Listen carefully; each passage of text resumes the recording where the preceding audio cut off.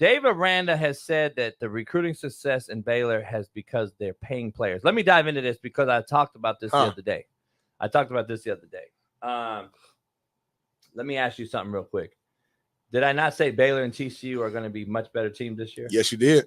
And I said the reason they are because they had down years the last two, and they have stayed steady recruiting high school and creating a culture.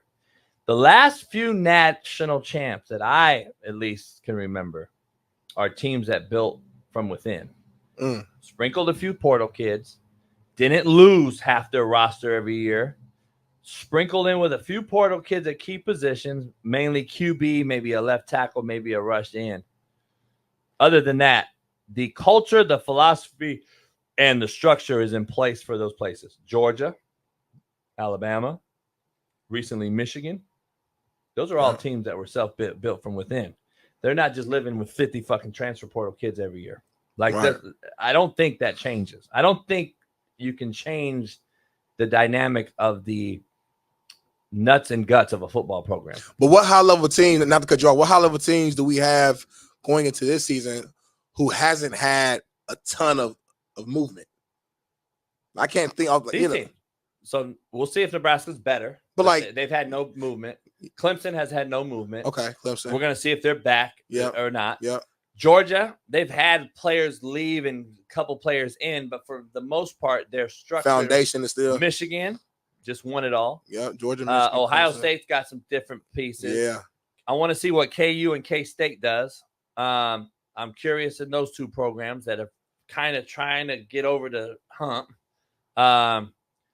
There's a few. Yeah. Bama lost a shitload because they got a new coach. Yep. Saban left. 40 motherfuckers bounced. Right. And now they got new guys. You've never seen that before. When you see 40 leave Alabama, you know it's a wild, wild west. And that's why I asked that question. So, I'm like, it's such the norm now that I feel like at some point, it's almost like my my NFL take when it comes to mobile QB. You know, how I always say at some point you will see a dual threat win. At some point, we will see a team with 40 transfers win because everybody's doing it. Maybe, yeah.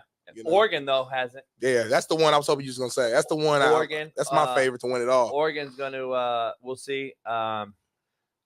Texas, they get transfers every year. They get portal kids, but then they have a foundation. I think Sark's built in a foundation. Most of his kids are staying in-house, and then they're grabbing a few. That's what I'm saying. It's like the NFL now. Yeah. So I go pluck a free agent at a certain spot. That's what this play for play is. That's what the NIL is. Let me ask you this, because you were La Tech and Virginia. I think both teams have lost minimal guys. Right. I think my boy Kalani Sataki at BYU has lost minimal guys. Yeah. Older, but let's be honest, like we don't see like a VTech or BYU respectively winning the Natty though. You know what I'm saying? So that's why I was actually like the real specific programs. You can see BYU win 10 games again though. Yeah, for sure, for sure. In the conference now, they're in that conference. Yeah. So let's see what they do. If they win 10 games in that conference, shit, they're in the mix or something. Yeah, 12-team playoff. Let me ask you this: one of your favorite things as a coach was, or one of the best things you had was as a recruiter. Do you feel like the fact that they're paying players now, it kind of makes coaches lazy? Because I've been saying because all we doing is just paying them a bag. Like you ain't got to really, try to sell their mama, sell their father, their grandma, whoever they living with, like this dream and how you gonna, mature them into a man and all this and that. Like I feel like the fact that you're just giving them a bag now, it's like high. It's just high as bitter. It's like there's nothing else to it. It's not about the program you're building. It's not about the education there to school anymore. Like when I went to Ball State or any of my homies went to their respective schools, it was more to it than just, it was about the head coach, the system. Can I have the opportunity to play early? The, little things like the uniform, I'll admit, but the education program, how far it is from home. Like a lot of the more important details where now it's like, who's paying the most? And that's it. It's point blank period. Who's the highest bidder for this 1 year, by the way? And then it's like, all right, I don't like the way things went. Now I'm going to the next bidder. And I just feel like, man, we talk about it to exhaustion on this show, but it's a really big topic. We have to at some point change the system because it's out of control. And I said, I don't blame the kids. They're 18 years old. A lot of them, like their parents don't really, they don't know what they don't know. So I just think the adults in the room have to step up and change this. Otherwise, it's going to keep going downhill. But it's clearly lazy because look at what Gundy just did at Oklahoma State. Kid got a DUI. He put people's lives at risk. Your sister, daughter, mother, who knows? Our family's at risk. Put him at risk by driving drunk like he did. And he that happens, and he doesn't even discipline his player because he's too good and he's getting paid a lot of money. So that is the epitome of what's happened with this deal, what the NIL has done, what all this has done. So, like, in my opinion, that's just what it is, man. I just think that it's a damn shame that this has become this. But we're clearly lazy now because we expect the pay for play to happen and all these different things to occur. And I think they've taken out the truth. We've taken out the truth of,